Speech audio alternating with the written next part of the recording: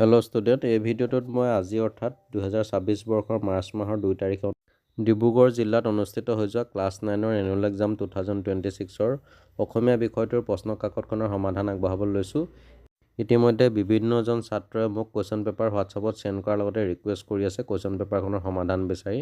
তো সকলোকে মোৰ ফালৰ পৰা ধন্যবাদ জনাইছোঁ যিসকলে মোলৈ কুৱেশ্যন পেপাৰ চেণ্ড কৰিছিলে। কুৱেশ্যন পেপাৰখনৰ ক বিভাগত যিটো মূল্যাংক 75 আছে, ইয়াৰ 1 নম্বৰত 7টা শ্বৰ্ট কুৱেশ্যন দিছে। তাৰ ভিতৰত যিকোনো 5টা আমি উত্তৰ কৰিব লাগে। ক নম্বৰটো দিছে মনত কিহৰ ভাৱ থাকিলে মুখেৰে আপোনা আপুনি মিঠা মাত ওলায়। ইয়াৰ উত্তৰটো হ'ব মনত নম্ৰতাৰ ভাৱ থাকিলে মুখেৰে আপোনা আপুনি মিঠা মাত ওলায়। খ নম্বৰটো দিছে সময় পাত্ৰৰ লেখকজন অসম সাহিত্য সভাৰ কোনখন অধিৱেশনৰ সভাপতি আছিল। সময় পাত্ৰৰ লেখক হৈছে নীলমণি ফুকন। তেখেত অসম সাহিত্য সভাৰ শিৱসাগৰ অধিৱেশনৰ সভাপতি আছিল। গ নম্বৰ দিছে অন্ধবিশ্বাস আৰু কুসংস্কাৰ গৰাহত নপৰিবৰ বাবে আমাক কিহৰ প্ৰয়োজন। ইয়াৰ উত্তৰটো হ'ব যুক্তিবাদী মন আৰু বিজ্ঞান মনস্কতাৰ প্ৰয়োজন। ঘ নম্বৰ দিছে জৈন ধৰ্মৰ প্ৰৱৰ্তক মহাবীৰৰ প্ৰকৃত নাম কি। মহাবীৰৰ প্ৰকৃত নাম হৈছে বৰ্ধমান। ঙ নম্বৰ দিছে ৰাজস্থান চৰকাৰৰ শিক্ষা বিভাগে কোনটো শ্ৰেণীৰ পাঠ্যক্ৰমত পিপলান্তি গাঁওখনৰ বিষয়ে পাঠ অন্তৰ্ভুক্ত কৰিছে। ইয়াৰ উত্তৰটো হ'ব সপ্তম আৰু অষ্টম শ্ৰেণীৰ পাঠ্যক্ৰমত। প্ৰথম নম্বৰ হৈছে বুজিব পৰা বয়সৰ পৰা সিদ্ধাৰ্থই তাৰ মাক দেউতাকৰ মাজত কি দেখিছিল। ইয়াৰ উত্তৰটো হ'ব বুজিব পৰা বয়সৰ পৰাই সিদ্ধাৰ্থই মাক দেউতাকৰ মাজত দুৰ্বাদল কাজিয়া দেখিছিল। নেক্সট দ্বিতীয় নম্বৰ দিছে কোনখন পুথিৰ যোগেদি ডক্টৰ নবীন চন্দ্ৰ শৰ্মাই ওজাপালি অনুষ্ঠানটোক অসমৰ ৰাইজৰ আগত মেলি দিছিল। তো ইয়াত উক্ত পুথিখনৰ নাম হৈছে অসমৰ ওজাপালি। বাকী 2 নম্বৰত 2 মাৰ্কৰ 5টা কুৱেশ্যন দিছে। এইখিনি তোমালোকে চাবা ভালকৈ। যিবিলাক ডিষ্ট্ৰিক্টত এতিয়া অসমীয়াৰ এক্সাম হোৱা নাই, এইখন এখন খুব সুন্দৰ প্ৰশ্ন কাকত হয়। প্ৰতিটো প্ৰশ্ন পাঠৰ অন্তৰ্ভাগৰ পৰা আহিছে। তো ভাল লাগিছে পেপাৰখন, তোমালোকে প্ৰেক্টিছ কৰিবা, নিশ্চয় তোমালোকৰ এক্সামৰ কাৰণে সুবিধা হ'ব। মই ইয়াত বেছিকেলি শ্বৰ্ট কুৱেশ্যনখিনিয়ে ডিছকাছ কৰিম। 9 নম্বৰটোত ব্যাখ্যা কৰিবলৈ দিছে, সেইখিনি নিশ্চয় পাৰিছা তোমালোকে। 10 নম্বৰত কেইটামান ভাষা বিষয়ক প্ৰশ্ন দিছে। তাৰে ক নম্বৰটোত দিছে তলত দিয়া যিকোনো দুটাৰ মূৰ্ধন্য ন বা মূৰ্ধন্য আখৰ হোৱাৰ কাৰণ দৰ্শোৱা। পৰায়ণ, ইয়াৰ কাৰণটো তোমালোকলৈ আগবঢ়ালোঁ, এইখিনিকে তোমালোকে লিখিলে হ'ব। নেক্সট দিছে শুশ্ৰূষা আৰু বৰ্ষণ, এইকেইটা নিশ্চয় তোমালোকে পাৰিছা। মোৰ আগৰ ভিডিঅ'সমূহত এই বিষয়ে মই কৈ আহিছোঁ।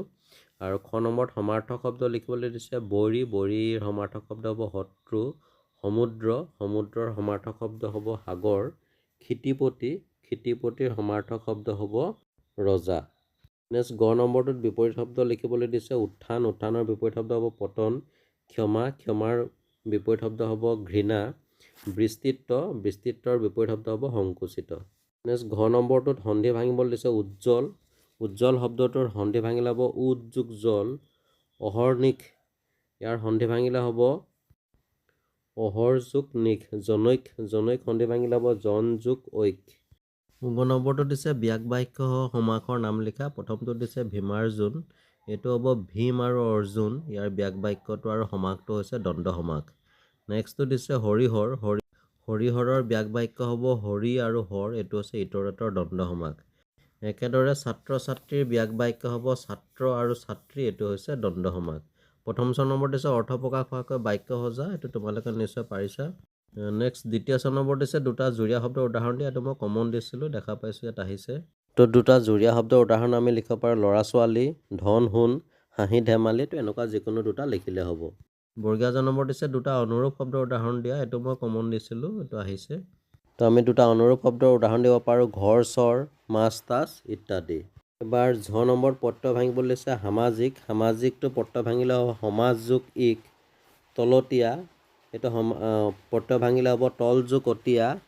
আৰু সাঁতৰুৱা, সাঁতৰুৱাটো প্ৰত্যয় ভাঙিলে হ'ব হাত যোগ অৰুৱা। বাকী কুৱেশ্যনখিনি তোমালোকক আগবঢ়ালোঁ। এইটো ভাপন প্ৰহৰণ কৰিবলৈ দিছে, আবেদন লিখিবলৈ দিছে। তাৰপিছতে সেইখিনি তোমালোকে চাবা, ৰচনা দিছে।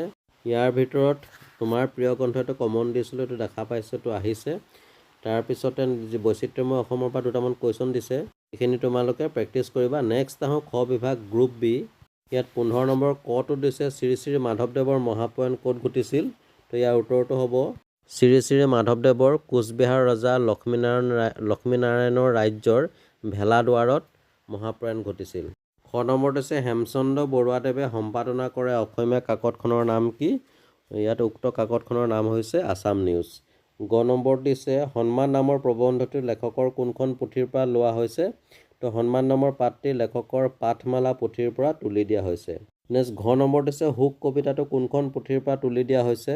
ইয়াৰ উত্তৰত হ'ব হুক কবিতাটো কবিৰ জিলিকনি পুথিৰ পৰা তুলি দিয়া হৈছে। নেক্সট কেইটামান 2 আৰু 3 মাৰ্কৰ কুৱেশ্যন দিছে, এইখিনি তোমালোকে চাবা। 21 নম্বৰ দিছে নিৰ্দেশনা অনুসৰি উত্তৰ লিখা। ক নম্বৰ দিছে আধুনিক অসমীয়ালৈ ৰূপান্তৰ কৰা। জৈচন শব্দটোক আধুনিক অসমীয়ালৈ ৰূপান্তৰ কৰিলে হ'ব যেনেকৈ, ঠিক তেনেকৈ পৈচলটো হ'ব প্ৰৱেশ কৰিলে, গুণন্তটো হ'ব ভাবিলে, তাৰপিছত শতক শব্দটো আধুনিক অসমীয়া শব্দলৈ ৰূপান্তৰ কৰিলে হ'ব ঘনচিৰিকা। খ নম্বৰ দিছে বিপৰীত লিংগবাচক শব্দ লিখা। নৰ্তকৰ বিপৰীত লিংগ হ'ব নৰ্তকী। পিছতে দিছে বন্দী, ঘৰিয়াল, মুনি। ঘৰিয়ালটো ঘৰিয়ালনী বা জলগুই বুলি কয় কিছুমানে, মুনিটো তিৰোতা হ'ব আৰু বন্দীটো হ'ব বন্দিনী। গ নম্বৰ দিছে বিপৰীত শব্দ লিখা। কৃষ শব্দটোৰ বিপৰীত শব্দ হ'ব স্থূল। নেক্সট দিছে আবিৰ্ভাৱৰ বিপৰীত শব্দ হ'ব তিৰোভাৱ। বৈধৰ বিপৰীত শব্দ হ'ব অবৈধ। বিৰহৰ বিপৰীত শব্দ হ'ব ফূৰ্তি বা আনন্দ। ঘ নম্বৰত সমাৰ্থক শব্দ লিখিবলৈ দিছে ক্ষিতিহৰ সমাৰ্থক শব্দ হ'ব ৰজা বা প্ৰজাপতি। জামিনীৰ সমাৰ্থক শব্দ হ'ব ৰাতি বা নৈশ। আৰু বৈভৱৰ সমাৰ্থক শব্দ ঐশ্বৰ্য বা সম্পত্তি। তো ডিয়াৰ ষ্টুডেণ্ট, এয়া আছিলে ডিব্ৰুগড় জিলাত আজি অৰ্থাৎ 2-3-2026 তাৰিখে অনুষ্ঠিত হৈ যোৱা ক্লাছ 9ৰ এনুৱেল এক্সাম 2026ৰ অসমীয়া বিষয়টোৰ প্ৰশ্ন কাকতখনৰ শ্বৰ্ট কুৱেশ্যনসমূহৰ সমাধান। যদি ভিডিঅ'টো ভাল লাগিলে লাইক এটা কৰি শ্বেয়াৰ কৰি দিবা, আৰু এনেকুৱা ধৰণৰ বিভিন্ন এডুকেশ্যন ৰিলেটিভ ভিডিঅ'সমূহ পাই থাকিবৰ বাবে চাই থাকিবা RB লাৰ্ণ কাম এণ্টাৰটেইনমেণ্ট। আন এটা ভিডিঅ'ত পুনৰ লগ পাম। আজিলৈ আহোঁ, ধন্যবাদ।